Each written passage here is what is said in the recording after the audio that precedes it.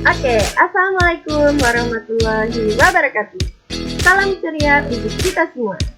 Di sini, saya Nurul Heria akan mempresentasikan proyek gotong royong dan kemasyarakatan modul Pancasila SMK Pusat Keunggulan.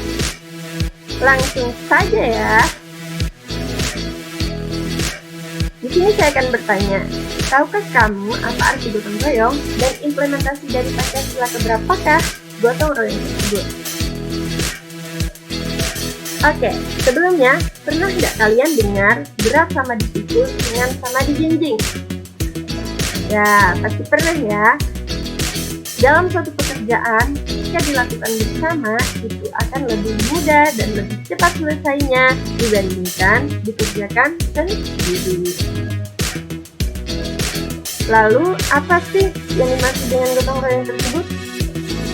Menurut Kamus Besar Bahasa Indonesia, gotong royong ini memiliki arti tolong-menolong, bantu-membantu, dan bekerja bersama-sama. Kata gotong royong sendiri berasal dari bahasa Jawa, yaitu gotong dan royong. Kemudian, kalian pernah dengar tidak kalau gotong royong itu lebih dikenal dengan tolong-menolong atau kerja bakti, di mana gotong itu artinya pikul dan royong itu bersama-sama. Lanjut ya, bentuk gotong royong. Bentuk gotong royong antara lain ada pesta pernikahan, pesta kematian, membangun rumah, memperbaiki kampung, memperbaiki jalan, dan memperbaiki jembatan. Kalau menurut Konseraningrat, gotong royong itu ada dua, yaitu gotong royong bantu-membantu dan gotong royong kerja. Contoh gotong royong kerja itu seperti memperbaiki kampung, memperbaiki jalan, memperbaiki jembatan, dan lain sebagainya. Kalian pasti pernah melakukannya kan di lingkungan kalian?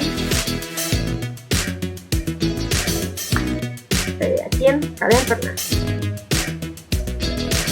Lalu selanjutnya di sini saya akan memaparkan apa sih makna penting dari gotong royong tersebut. Pintarto menyatakan bahwa gotong royong merupakan perilaku sosial dan juga tata nilai kehidupan sosial yang ada sejak lama dalam kehidupan di desa-desa di Indonesia. Secara sosiohistoris, tradisi gotong royong tumbuh subur di pedesaan Indonesia lantaran kehidupan pertanian memerlukan kerjasama yang besar untuk mengolah tanah, menanam, memelihara hingga memetik hasil panen. Dalam gotong royong termuat makna collective action, tanggal, self-governing, common goal, dan self-identity.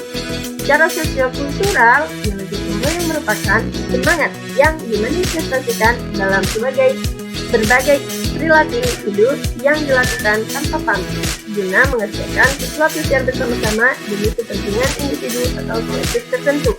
Jadi pada dasarnya gotong royong ini dilakukan atas dasar keinginan membantu sesama atau membantu orang lain tanpa adanya pamrih.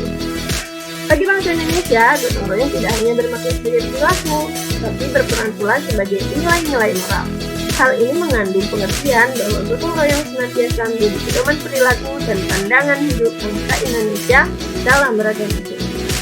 Secara identitas budaya bangsa Indonesia, tradisi gotong royong yang sangat erat dengan nilai-nilai luhur harus diteruskan, bahkan wajib diteruskan. Terlebih lagi, Indonesia merupakan negara yang majemuk, baik dari agamanya, baik dari sisi budayanya, maupun suku dan bahasa. Gotong royong dapat mengeratkan dan menguatkan solidaritas sosial. Dia melahirkan sikap kebersamaan, saling tolong-menolong, dan menghargai perbedaan. Selain membantu meringankan beban orang lain dengan gotong royong, kita juga dapat mengurangi kesalahpahaman sehingga dapat mencegah terjadinya berbagai konflik yang terjadi di lingkungan masyarakat. Sudah tahu kan makna penting gotong royong? Jika belum jelas, bisa kalian tanyakan ya.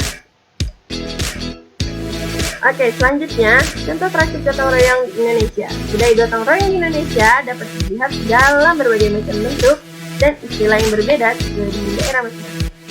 Contohnya, di Jawa dikenal dengan istilah sambatan, di mana sambatan merupakan tradisi untuk meminta pertolongan pada warga masyarakat untuk membantu keluarga yang sedang membutuhkan bantuan seperti membangun dan memperbaiki rumah. Kemudian di Toraja, gotong royong disebut dengan arisan tenaga, yaitu kerja bakti bergilir untuk menggarap sawah atau ladang milik warga. Kemudian, contoh yang ketiga, dari pulau kita sendiri, Pulau Kalimantan, yaitu suku Dayak, di mana juga melakukan tradisi yang kurang lebih sama dengan tradisi suku Toraja, yakni dikenal dengan tradisi Sak Island. Pernah dengar kan ya? Pasti kalian pernah dengar ya.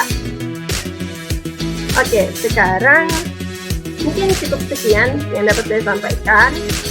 Untuk tugasnya, kalian tulis pengalaman praktik gotong royong yang pernah kalian lakukan di lingkungan kalian ya.